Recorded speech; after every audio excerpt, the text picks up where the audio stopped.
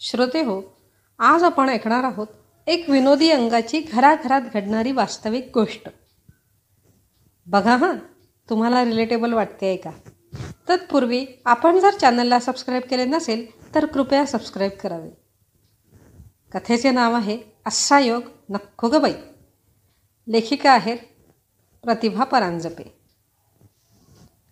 12 वाजेपर्यंत रोजची कामं आटपून आता पेपर चाळावा आणि मग मस्त झोपावे असा विचार करून मी म्हणजे मंगला माधव गोरे पेपर उचलला. योग गुरु परमानंद बाबांचा आपल्या शहरात आगमन, उद्या स्टेडियमवर त्यांचा कार्यक्रम असा मोठ्या अक्षरातला मथळा मला खुणावं लागला. मी उत्सुकतेने वाचू लागले. माझ्या वयाच्या काही स्त्री पुरुषांचे योगासन करतानाचे फोटो व त्यांचे अनुभव वाचून मला एकदम उत्साह संचारला. हे बाजूलाच बसले होते. अहो अहो आजचा पेपर पाहिला ना?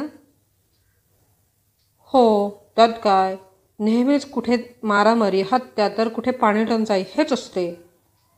हो, पण योग गुरु परमानंद येणार पेपरमध्ये आले. सकाळीच पाहिलं. मग त्यात काय, रोजचं कोणते ना कोणते गुरु स्वामी येतच असतात. त्यातल्याच आहे फॅड आहे नुसतं, एक दिवसाचं कौतुक असतं फक्त. यांनी निर्विकारपणे उत्तर दिलं. यांचं ना असंच असतं, कुठल्याच गोष्टीत उत्साह म्हणून नाही. तरीही मी आपल्या उत्साहाला जराही कमी होऊ न देता म्हटलं, तुम्ही चलणार का योग दिवसला? कशाला, मी माझे सूर्यनमस्कार करतोच की रोज. आपल्या फिट बॉडीचा गर्व यांच्या बोलण्यातून झळकत होता. यांच्याशी बोलण्यात काही अर्थ नाही हे लवकरच माझ्या लक्षात आले.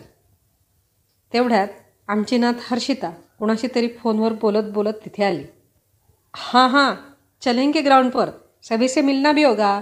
सुना है न्यूज़ चैनल वाले भी आएंगे, अपने भी फोटो आ सकते हैं. हां, सफेद टॉप लेने चलेंगे बाजार. कुठलं ग्राउंड? मी हर्षिताला विचारलं. का, तुलाही चालायचं आहे? तिने आश्चर्याने विचारले. हां, विचार करते आहे. आता उद्याच्या दिवसापासून सुरू करावा योगाभ्यास हा संकल्प करते आहे. संकल्प म्हणजे रेझोल्युशन का? जसं आपण न्यू इयर सुरू झालं की करतो तसं ना?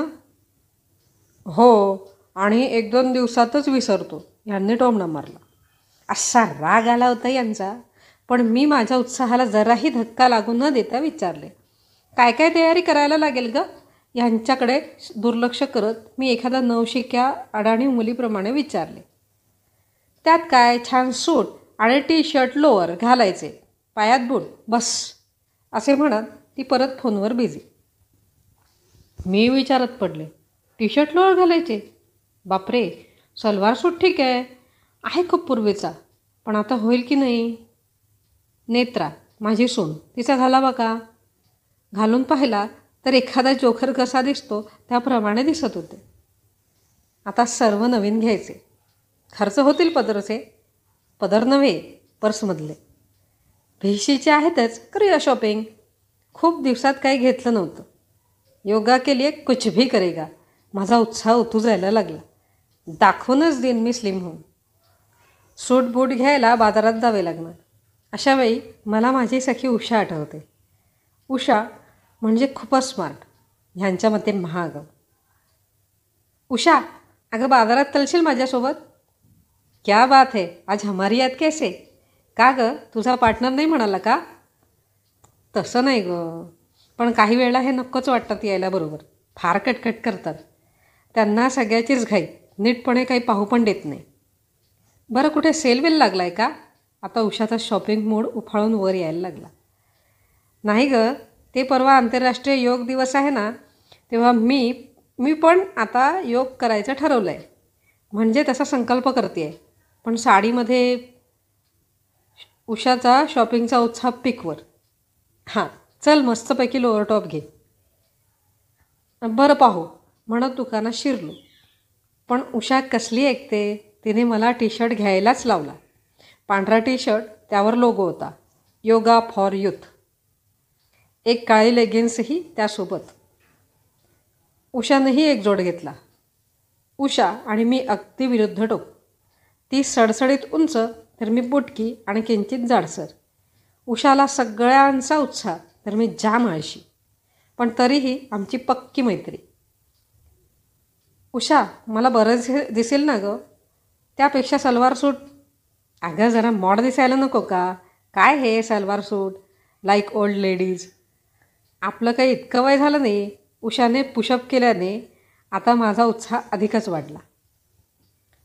एक जोड बूट, एक योगा मॅट, ती ठेवायला योगा बॅग, ते पण घेतलं. 1000-1500 खर्च झाले.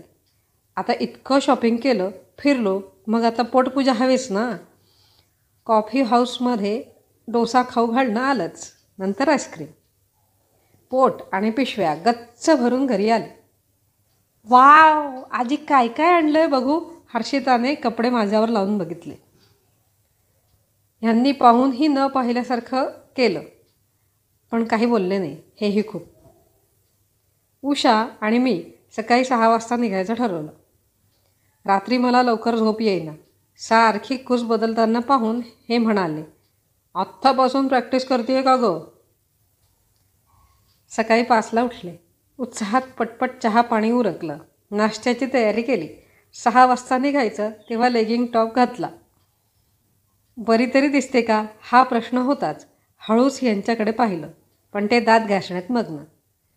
मग म्हटलं जाऊ द्या. बूट घालून योगा मॅट, बॅग घेतली. तेवढ्यात उषा आली. आम्ही दोघी उत्साहाने निघालो. हे काय, आज स्कूटर कुठे? मी विचारलं. अगं ग्राउंड जवळच आहे म्हणत आम्ही पायी निघालो. अर्धा तास लागला पोचायला. जोडे घालायची सवय नसल्याने पाय आवळल्यासारखे वाटत होते. त्यामुळे भरभर चालताही येत नव्हते. वाटेत काही आचरट मुलं बडबडली, आज हाथी भी योगा करनेवाला है. पण तिकडे लक्ष न देता ग्राउंडवर पोहोचलो. पूर्ण ग्राउंड वेगवेगळ्या वयोगटाच्या लोकांनी भरलेलं होतं.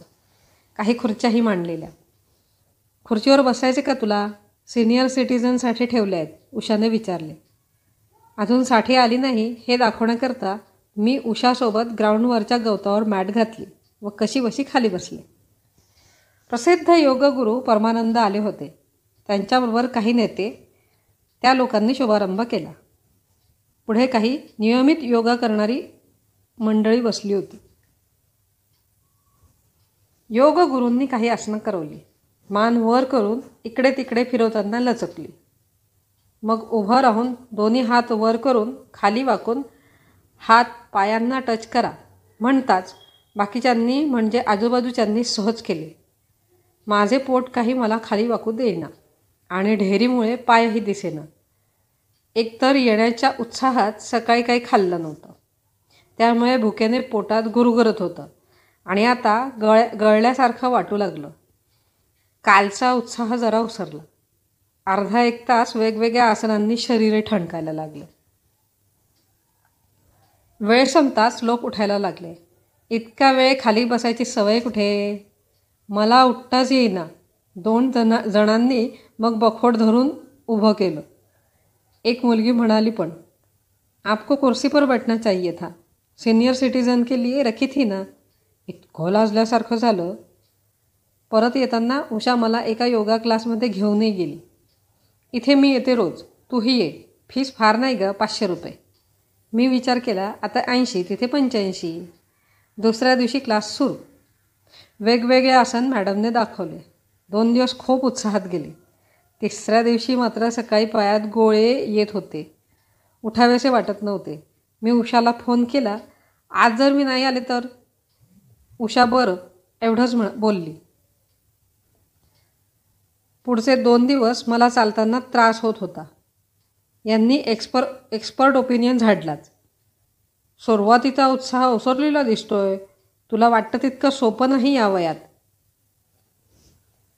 या वयात? अजून 60ही झाली नाही माझी. असा राग आला ना मला. इतकं काही वय काढायला नको आहे. तिसऱ्या दिवशी सकाळी उषाचा फोन. अगं मला तातडीने गावाला जावे लागत आहे, त्यामुळे 8 दिवस तरी मी येणार नाही, पण तू नक्की जा बरं. मला आता प्रश्न पडला. उषा होती त्यामुळे वाहनांची सोय होती, पण आता इतक्या दूर पायी? हर्षिताने 2 दिवस पोचवले. येताना कधी पायी तर कधी रिक्षा. तिसऱ्या दिवशी हर्षिताने कोचिंगचे कारण पुढे केले आणि माझा योगाचा योग संपला. दुसऱ्या दिवशी भाजी घेताना समोरच्या मल्टीमधल्या सक्सेना भेटल्या. हम तो जिम जाते हैं, वहाँ अलग अलग मशीनें होती है, आप बस उस पर खड़े हो जाओ और करो, हमें देखो हमारा पेट कितना कम हो गया है. मला तिची ढेरी फारशी कमी दिसली नाही, पण आता ती एवढं म्हणते तर पाहावे जाऊन. आणि दुसरं म्हणजे हे जवळच आहे असा विचार करून मी तिच्याबरोबर जायचे ठरवले. जिमला जाण्यासाठी ट्रेनिंग शूज, रिस्टबँड, पाण्याची बॉटल, शेकर आणि टॉवेल, इयरफोन, स्प्रे सर्व जमा केले आणि मी सक्सेनाबरोबर गेले. जिमची 1000 रुपये फीस होती. खूप छान अशी अत्याधुनिक मशीन होती. एखाद्या अलिबाबाच्या जादुई गुहेत शिरावं तसं झालं मला. मी बावरून इकडे तिकडे बघत फिरू लागले. तिथल्या ट्रेनरने मला आइये दीदी वॉर्मअप करते म्हणत चेहरा वर खाली आजूबाजूला असा 10 वेळा फिरवायला लावला. इतक्या वेळ मान वळवून आणि वर खाली करून चक्कर येते की काय असं वाटत असतानाच लहानपणी शाळेत असताना करायची तशी पिटी करायला लावली. हे इतकं करता करता मला दम लागला. तेवढ्यात 2-3 तरुण मुलींनी आत प्रवेश केला आणि माझी सुटका झाली. त्यांना पाहून आंटी आप चलने की प्रॅक्टिस करिए म्हणत मला एक ट्रेडमिलवर उभं केलं. ये ट्रेडमिल है, इस पर आपको दौड़ना है म्हणत त्याने कसं करावं ते दाखवलं आणि तो परत त्या मुलींकडे धावला. मी थोडा वेळ चालून पाहिलं. स्पीड त्यांनी वाढवलेली होती, ती मला मेंटेन करता येईना. खूप दम लागला. माझी हालत पाहून बाजूला असलेल्या मुलीने मला मदत केली. आता मला ते दुसरे मशीन खुणावं लागले. लहान मुलांना जसे नवे खेळणे मिळतात, जुने ते फेकून देतात, तद्वतच मी दुसरीकडे धावले. ते टमी ट्रिमर होते. तेवढ्यात 2 मुलींना डंबेल्स उचलताना पाहून मीही उचलून पाहायचा प्रयत्न केला, पण हातात गोळ्या आल्यासारखे वाटायला लागले. घरी आले तो हे जणू इंटरव्ह्यू घ्यायला तयार. काय म्हणतोय जिम, पण मी दुर्लक्षच केलं. दुपारी मानेची जरा कसरत करून पाहत होते. अगं मी जेवायला काय विचारलं तर तुझी सासू नाहीच म्हणते, यांनी सुनेला सांगितले. अहो ते मी मानेचा व्यायाम करते आहे, मी चिडूनच उत्तर दिलं. 4-6 दिवस जिममध्ये जाता जाता झाले आणि लवकरच लक्षात आले की हे येऱ्या गबाळ्यांचे काम नाही. आणि फुग्यातली हवा जशी हळूहळू कमी होते ना, तद्वतच माझा उत्साहाचा फुगाही लवकरच फुटला. 1-2 दिवस घरी गुपचूप बसून राहिले. मला घरगुती कपड्यात पाहून यांनी काय म्हणतं तुझं जिम, आज नाही वाटतं.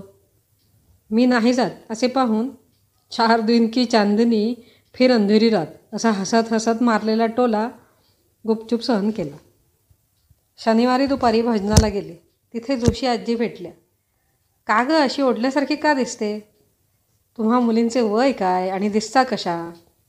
त्यांनी मला मुली म्हटल्यावर मला जरा बरं वाटलं. म्हटलं काकू तुमच्यासारखं उत्साही व्हावं वाटतं, पण काय करणार. आजकाल काय ना, तुम्हा मुलींना कामाचा कंटाळा, सगळ्यासाठी मशीन आणि कामवाल्या बाया, अगदी व्यायामाला पण मशीन म्हणे. मग काय होणार. आमच्या काळात 4 पोरं झाली. घरकाम, झाडू पोछा, कपडे, भांडी सगळं हाताने म्हणत त्यांनी त्या काळातल्या त्यांच्या कामाचा पाढा माझ्यासमोर वाचला. मी सांगते ते बाह्य उपचार सोड, झाडू पोछा सगळं हाताने कर, बघ कशी सडसडीत होशील. आणि हो प्राणायाम कपालभाती कर. हो काकू म्हणत मी त्यांच्यापासून सुटका करत घरी आले. आजी तुझी योगा मॅट, बॅग आणि टी-शर्ट लोअरचे आता काय करणार. मी काही बोलणार त्याआधी हे बडबडले. पुढच्या वर्षी योगा डेला वापरेल म्हणत हसू लागले. पुढचे 2 दिवस नेमकी कामवाली बाई आली नाही. त्यामुळे काम करता करता माझ्या हातापायांचे जोड ना जोड दुखायला लागले. अंगात कणकण वाटत होती. खूप दिवसात